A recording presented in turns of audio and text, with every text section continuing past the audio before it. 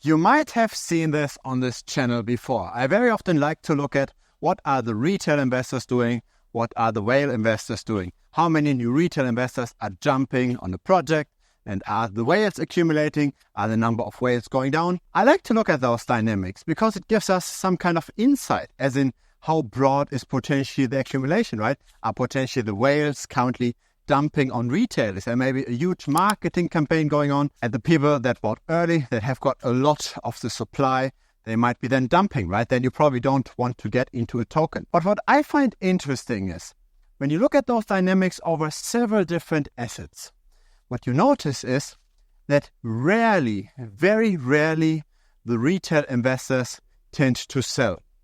So very often when we just look at the small wallets, we simply see a continued accumulation, sometimes very fast, sometimes not so fast, but the number of retail investors tends to either go flat or go up. It rarely goes down. It's very different for the whales.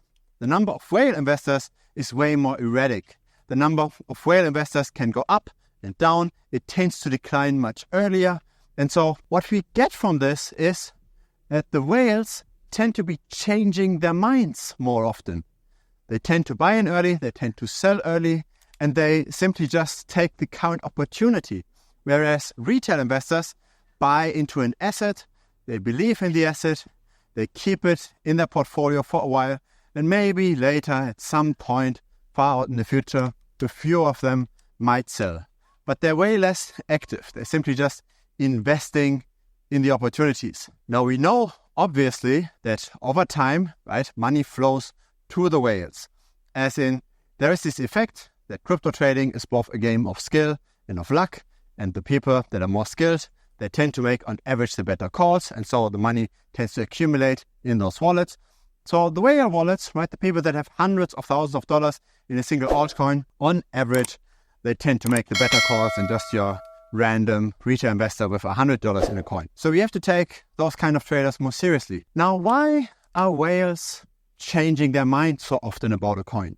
Why are they selling more often than, let's say, retail? I believe the smart money, the whales, they have understood the problem of inertia of opinions. Here's the problem with crypto YouTube. People promoting becoming degen or buying 100x coins.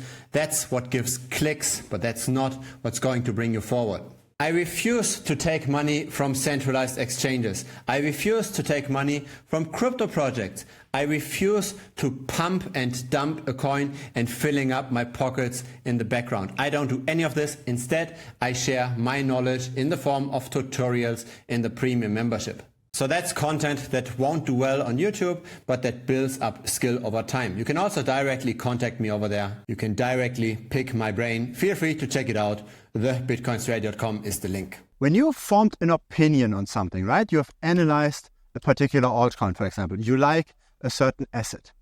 Then you tend to see all future information about that asset in a certain light, right? You tend to have some kind of a selection bias.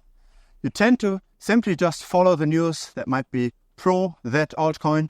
You might even just get served the content that are pro that altcoin, right? You're researching a certain altcoin. Let's say you search it on YouTube and you watch 2 or 3 videos about it. In the end, you think, okay, I should be buying this particular altcoin.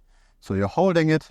And then what happens is, after time, you still get similar kinds of videos recommended by YouTube, right? YouTube simply thinks, okay, you seem to be liking bullish videos on this particular topic, on this particular altcoin. Let me serve more of that kind of content.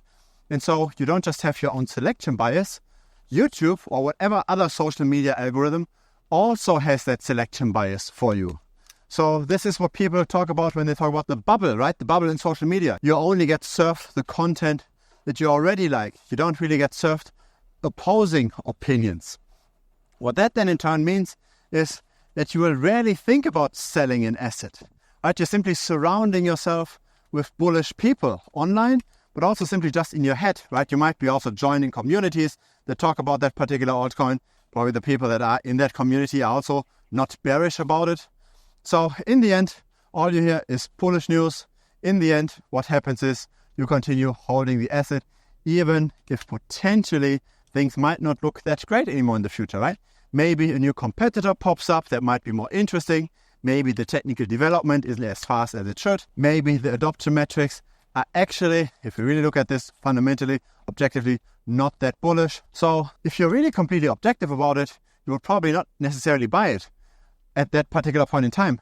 But since you bought it already, let's say 1 or 2 years ago, you've got the tinted glasses, you believe in the asset, and you're not going to sell. And so the smart money is obviously not doing this, right? The smart money tends to be selling earlier.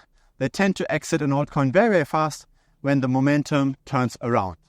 So what the smart money tends to be doing, apparently, just by looking at the data, is that they're looking out for reasons to sell. So maybe you don't need too strong of a reason to buy. You can simply just look at the current momentum.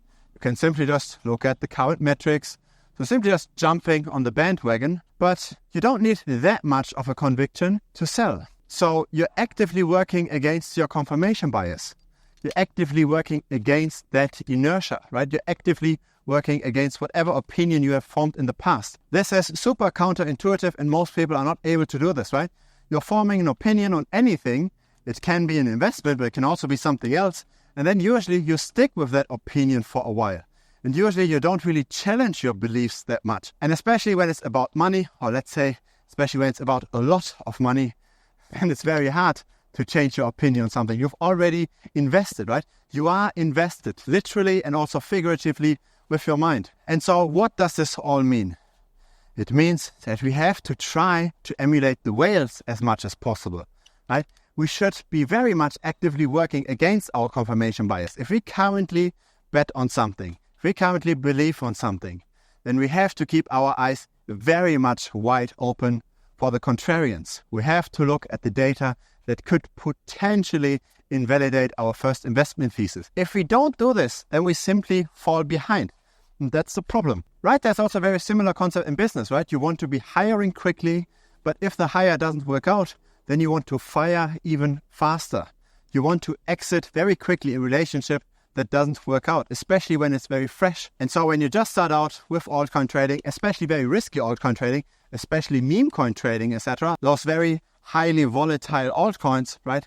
Then you do want to be trading somewhat actively. Of course, the problem is always you've got trading fees, you've got slippage, you've got all of those things working against you, but do not make the mistake of holding onto an asset for too long. Most retail investors, unfortunately, do this. The whales don't, the retail investors do. Try to be closer to the whale behavior than to the typical retail behavior, right? Because in the end, retail rarely outperforms what the people do that tend to have made a lot of money in the past. If it's the first time here, feel free to subscribe. I publish videos regularly. A like would be very much appreciated as well. It helps the channel grow. See you next time. Cheers.